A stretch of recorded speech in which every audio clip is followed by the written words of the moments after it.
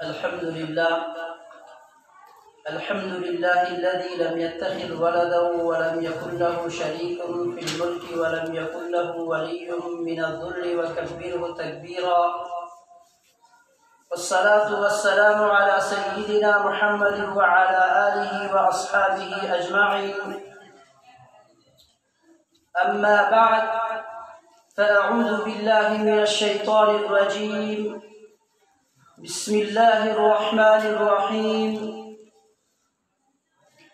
يا أيها الذين آمنوا استعينوا بالصبر والصلاة إن الله مع الصابرين. الآية. وقال النبي صلى الله عليه وسلم: الصلاة معراج المؤمنين. الحديث. صدر مجلس، سامعین محترم، السلام علیکم ورحمۃ اللہ وبرکاتہ۔ اللہ تعالیٰ کا لاکھ لاکھ شکر و احسان ہے کہ اللہ تعالیٰ نے ہمیں مسلمان بنا کر بھیجا اس دنیا کے اندر۔ بحیثیت مسلمان ہونے کے سب سے زیادہ جس چیز کی ذمہ داری ہم پر عائد ہوتی ہے وہ نماز ہے۔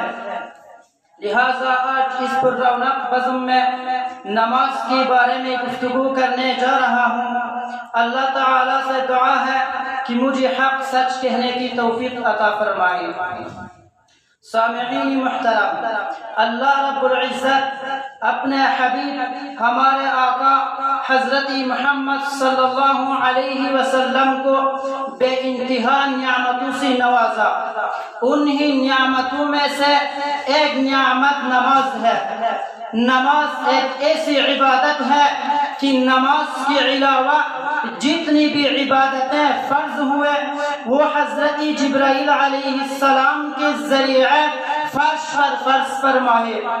حج کی فرضیت اللہ رب العزت نے فرش پر فرض فرمائے۔ زکوٰۃ کی فرضیت اللہ رب العزت نے فرش پر فرض فرمائے۔ روزہ کی فرضیت اللہ رب العزت نے فرض پر فرض فرمائے۔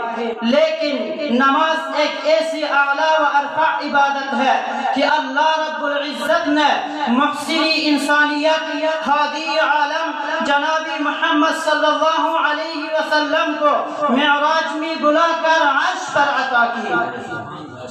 یہی وجہ ہے کہ رسول اللہ صلی اللہ علیہ وسلم نے ارشاد فرمایا: الصلاۃ معراج المؤمنین۔ نماز اسلام کا سب سے اہم اور بنیادی رکن ہے۔ نماز کفر و ایمان کے درمیان حد فاصل ہے۔ نماز ہی سے فیصلہ ہوتا ہے کہ کون مسلمان ہے، کون کافر ہے، کون متقی ہے، کون شقی ہے۔ جیسا کہ اللہ کی رسول نے ارشاد فرمایا: بین العبد و بین الکفر ترک الصلاۃ۔ نماز کے بغیر خدا کا تقرب حاصل نہیں ہو سکتا۔ اگر کوئی نماز نہ پڑھتا ہو، دین کے تمام کاموں انجام دیتے رہے، لیکن یہ اس کی ایمان کی دلیل نہیں ہے، بلکہ ایمان کی دلیل یہ ہے کہ سب سے پہلے نماز پڑھے۔ جیسا کہ اللہ کی رسول نے ارشاد فرمایا: لِكُلِّ شَيْءٍ عَلَمٌ وَعَلَمُ الْإِيمَانِ الصَّلَاةُ، کہ ہر چیز کی ایک نشانی ہوتی ہے، اسی طرح ایمان کی بھی ایک نشانی ہے، وہ نماز ہے۔ نماز دین کا ستون ہے۔ جیسا کہ اللہ کی رسول نے ارشاد فرمایا: الصلاۃ عماد الدین۔ سامعین محترم، توحید و ایمان کی بات انبیاء علیہ السلام نے نماز ہی کی تاکید فرمائی۔ چنانچہ اللہ تبارک و تعالی نے قرآن کریم میں ایک دو جگہ نہیں بلکہ بہت سی جگہ میں قرآن کی تاکید فرمائی ہے۔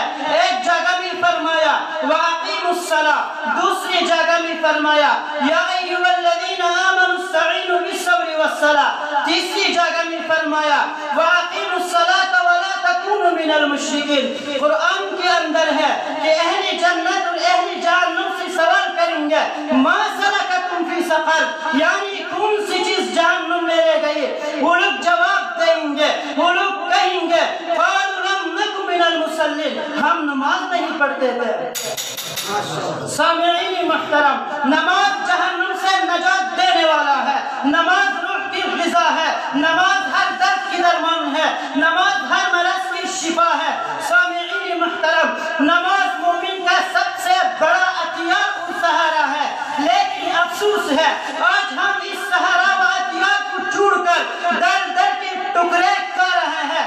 تاریخ شاہد ہے صحابہ کرام رضی اللہ عنہم اجمعین میں زندگی کے ہر موڑ پر نماز کی پابندی کے لڑائیاں ہو رہی ہے، غزوات ہو رہے ہیں، لیکن جب نماز کا وقت آ گیا نماز ادا کے، چنانچہ حضرت عمر فاروق رضی اللہ عنہ کے بارے میں آتا ہے کہ آخری وقت میں آہ بڑھتے ہوئے فرمایا، جب نماز پڑھنے سے بھی عاجز ہو گیا، اب اسی زندگی سے کوئی فائدہ نہیں۔ حضرت حسین رضی اللہ عنہ کے بارے میں آتا ہے کہ میدان کربلا میں شہید ہو رہے ہیں، لیکن آپ کا جو آخری عمل تھا وہ نماز تھا۔ اسی طرح حضرت خبیب رضی اللہ عنہ کے بارے میں آتا ہے کہ حضرت خبیب رضی اللہ عنہ کو سولی پر چڑھایا جا رہا ہے، آخری وقت میں ان سے پوچھا گیا کہ آخری تمنا کیا ہے، آخری آرزو کیا ہے، آخری مقصد کیا ہے، آخری مرام کیا ہے، تو انہوں نے جواب دیا۔ صحابہ کرام رضی اللہ عنہم اجمعین کی زندگی پر انہوں نے جواب دیا کہ مجھے صرف 2 رکعت نماز پڑھنے کی مہلت دی جائے۔ اب ذرا اندازہ لگائیے، آخری وقت ہے، سولی پر چڑھایا جا رہا ہے، لیکن اس وقت بھی نماز ہے۔ شاعر نے کیا خوب فرمایا، نہ مندر میں نہ مسجد میں نہ بیت اللہ کے دیواروں کی سائے میں، نہ مندر میں نہ مسجد میں نہ بیت اللہ کے دیواروں کی سائے میں، نماز عشق ادا ہوتی ہے تلواروں کی سائے میں۔